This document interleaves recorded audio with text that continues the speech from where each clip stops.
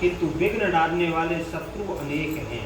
इस प्रकार चिंता करके श्री कृष्ण से सब विघ्नों के नाश करने का उपाय पूछने लगे।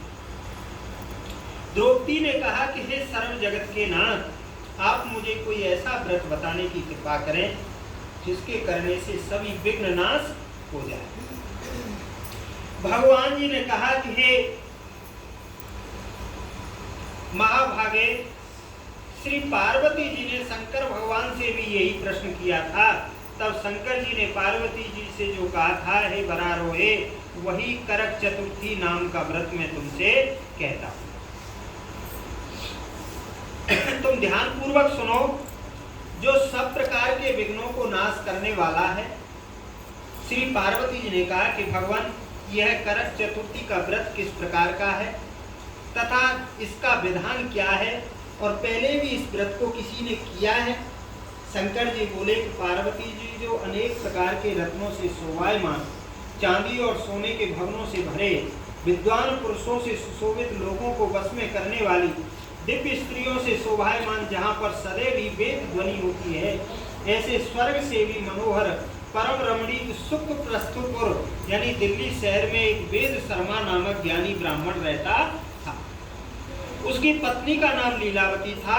उसके महापराक्रमी 7 पुत्र और संपूर्ण लक्षणों से युक्त वीरवती नाम की एक कन्या।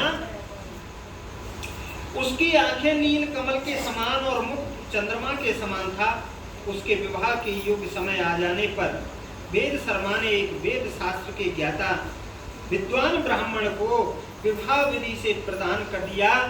इसके पश्चात वीरवती ने अपने भाइयों की स्त्री भौजाइयों समेत गौरी का व्रत किया।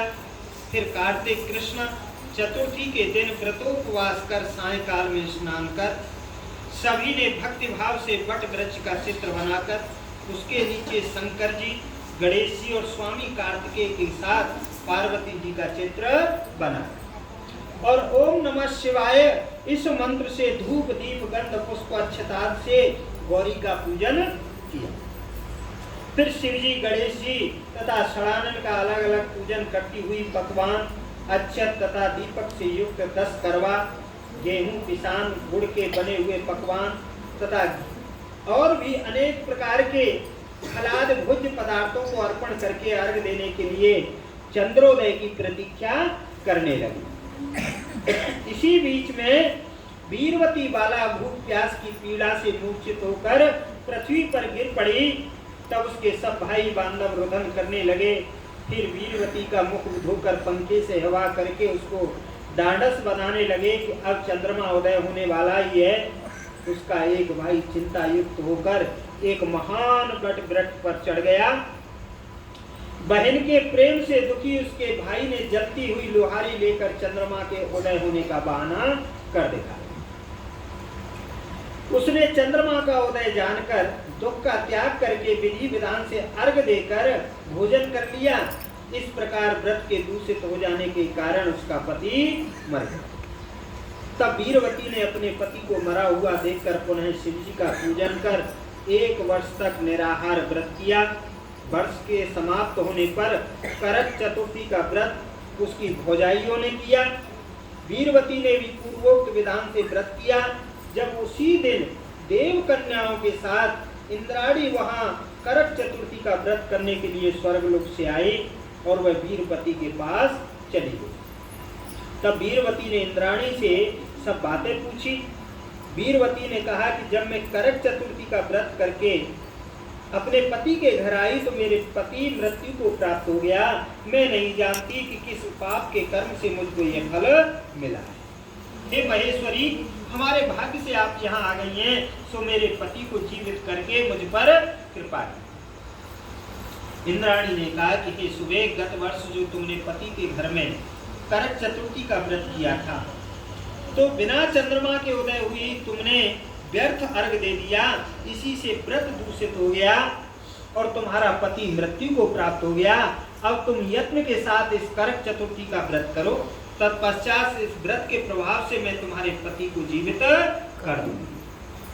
श्री कृष्ण कहने लगे कि हे द्रौपदी, इंद्राणी के वचन को सुनकर वीरवती ने विधान पूर्वक इस व्रत को किया इस प्रकार करके करक चतुर्थी का व्रत करने से इंद्राणी ने प्रसन्न होकर जल के द्वारा उसे चिन्हकर उसके पति को जीवित कर दिया। वह देवता के समान हो गया। इसके पश्चात वीरवती अपने पति के साथ घर आकर आनंद करने लगी। वीरवती के व्रत के प्रभाव से उसका पति धन धान्य पुत्र तथा आयु को प्राप्त हुआ। इसलिए तुम भी इस व्रत को यत्न पूर्वक करो। सूत जी महाराज, यह सुनकर द्रौपदी ने इस करवा चौथ के व्रत को किया, जिसके प्रभाव से संग्राम में कौरवों को जीतकर अतुलनीय राज्य को प्राप्त किया, जिससे उनका सब दुख दूर हुआ। बोलो बांके बिहारी लाल की, गणपति महाराज की जय। बोलो।